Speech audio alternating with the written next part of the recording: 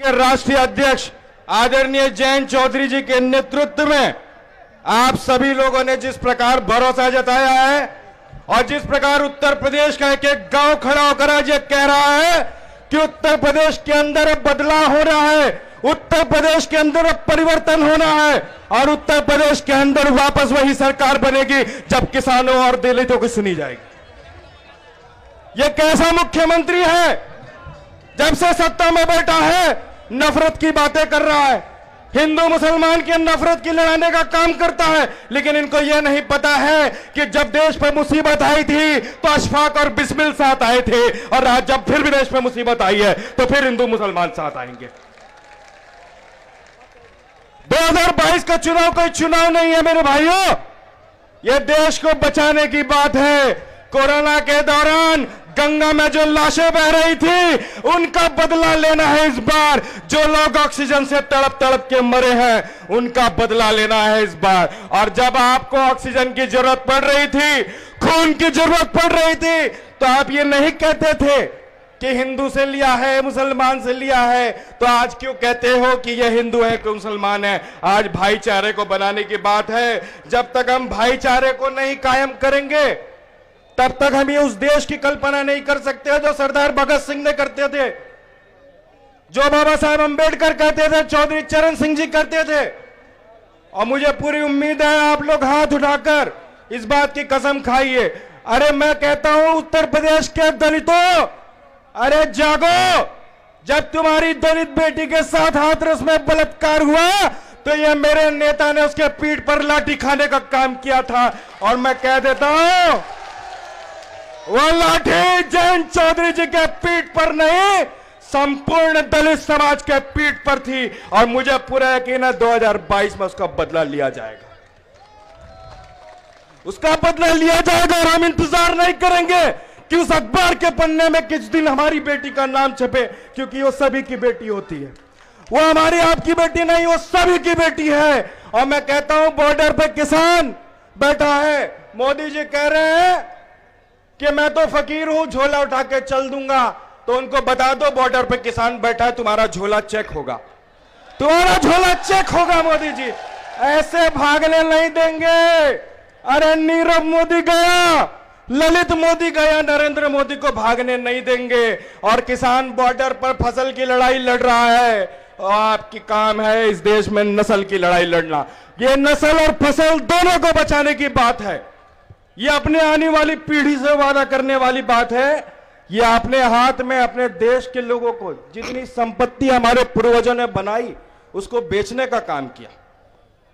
अरे बाप दादाओं की जमीन को, बाप दादाओं की संपत्ति को बेचने वाला कैसा बेटा होता है? अच्छा बेटा होता है या नालायक बेटा होता है?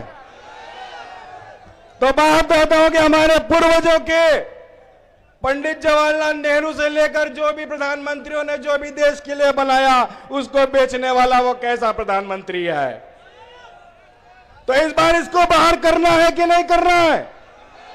ये पूरे देश पर गुजरातियों का राज होने जा रहा है। प्रधानमंत्री गुजराती, गृह मंत्री गुजराती, उत्तर प्रदेश की राज्यपाल गुजराती। अरे उत्तर प्रदेश के भाइयों, उत्तर प्रदेश वालों का क्या? अरे मुख्यमंत्री भी लाया तो बदल के उत्तराखंड से उठा के इस बार उत्तराखंड वाले को वापस उत्तराखंड भेजने का काम आप लोगों को करना। और हम चाहते हैं कि प्रदेश में ऐसी सरकार बने जो भाईचारे की बात करे और मजदूर अपने पसीने की कीमत और किसान अपने फसल की कीमत तय करने की ताकत रखे। तब तक जब तक हम ये काम नहीं करेंगे उत्तर प्रदेश के अंदर कभी भी उत्तर प्रदेश को हम उत्तम प्रदेश नहीं कह पाएंगे और ना ही भारत विश्व गुरु बन पाएगा। बेटियां सुरक्षित नहीं है। अमित शाह आए थे, ऐसे दूरबीन से विकास देख रहे थे, विकास नहीं मिला उनको। विकास पागल हो गया है, विकास भाग रहा है हवा। महंगाई देखिए चरम पर है। और अभी देखिए, मैं तो आपको कहता हूं कि अभी उपचुनाव हुए, उपचुनाव के अंदर जनता ने सबक सिखाया तो पेट्रोल के ऊपर 5-10 रुपए कम हो गए। तो आप लोग चाहते हो कि 25-30 रुपए और कम हो जाए क्या? होने चाहिए कि नहीं होने चाहिए? कितने कम होने चाहिए? तो 50 कम करना है तो उत्तर प्रदेश के अंदर उनको 50 से नीचे लाना पड़ेगा। उनकी सीटें अगर 50 से नीचे होंगी तो यकीनन पेट्रोल 50 तक आ सकता है, क्योंकि उपचुनाव की हार के बाद जैसा पेट्रोल का कीमत कम हो रहा है, पूरा यकीन है कि जैसे जैसे आप लोग चुनाव हराएंगे हो सकता है पेट्रोल एक दिन आपको 10 रुपए का मिलने लगे।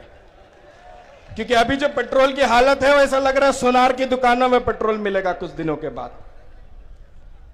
दलितों के लिए हमारे चौधरी साहब ने दलितों के लिए अपने संकल्प पत्र में यह बात डाली कि योगी आदित्यनाथ जब से मुख्यमंत्री बने हैं तब से दलितों के ऊपर फर्जी मुकदमे बंद किए। 2 अप्रैल भारत बंद का फर्जी मुकदमा हजारों लाखों दलितों के ऊपर पूरे भारत में लिखा गया, लेकिन उत्तर प्रदेश के अंदर सबसे ज्यादा लिखा गया। और यह बड़ी जिम्मेदारी से वादा करके जाता हूं कि 2022 में सरकार बन रही है, बनेगी नहीं, बन रही है, और बनने के बाद 2 अप्रैल भारत बंद के सभी फर्जी मुकदमे वापस लेने का काम राष्ट्र लोक दल की सरकार करेगी। अरे इनके मंत्रियों के बच्चे विदेश नहीं पढ़ेंगे। आज आप दलित गांव का जो आपका गरीब दलित है उसके भी बच्चे अमेरिका लंदन जाके पढ़ेंगे। वो भी व्यवस्था की है लोक संकल्प के अंदर कि किसी भी देश में पूरे दुनिया के 500 बेहतरीन यूनिवर्सिटियों में जाकर दाखिला ले ले, पूरा खर्चा उत्तर प्रदेश सरकार उठाएगी। क्योंकि बाबा साहेब अंबेडकर कहते थे शिक्षा वो शेरनी का दूध है जो पिएगा वो दहाड़ेगा। इसके लिए वो जयंत चौधरी जी चाहते हैं पूरे दलित समाज को शिक्षा का वो शेरनी का दूध मिले, जब वो पिए और दहाड़े तो पूरे मनुवाद और पूरे भाजपा की इमारत डगमगा जानी चाहिए।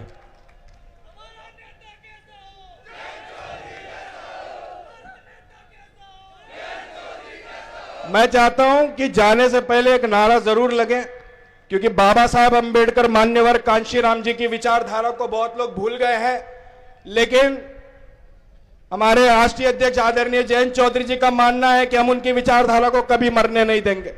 बाबा साहब की विचारधारा को मरने नहीं देंगे, मान्यवर कांशीराम की विचारधारा को मरने नहीं देंगे, हम अब्दुल कलाम की विचारधारा को मरने नहीं देंगे। इसलिए मैं चाहता हूं एक नारा लगे कि जिसका नारा है बाबा तेरा मिशन अधूरा, जयंत चौधरी करेंगे पूरा। बाबा तेरा मिशन अधूरा, जयंत चौधरी करेंगे पूरा। बाबा तेरा मिशन अधूरा, जयंत चौधरी करेंगे पूरा। बाबा तेरा मिशन अधूरा, जयंत चौधरी करेंगे पूरा। और मैं चाहता हूं कि इस बार नारा लगे जय भीम बोलूं तो जय किसान बोलना, और जय किसान बोलूं तो जय भीम बोलना। जय भीम, जय किसान, जय भीम, जय किसान, जय भीम, जय किसान, जय किसान, जय भीम, जय किसान, जय भीम, जय किसान, जय भीम। चौधरी चरण सिंह।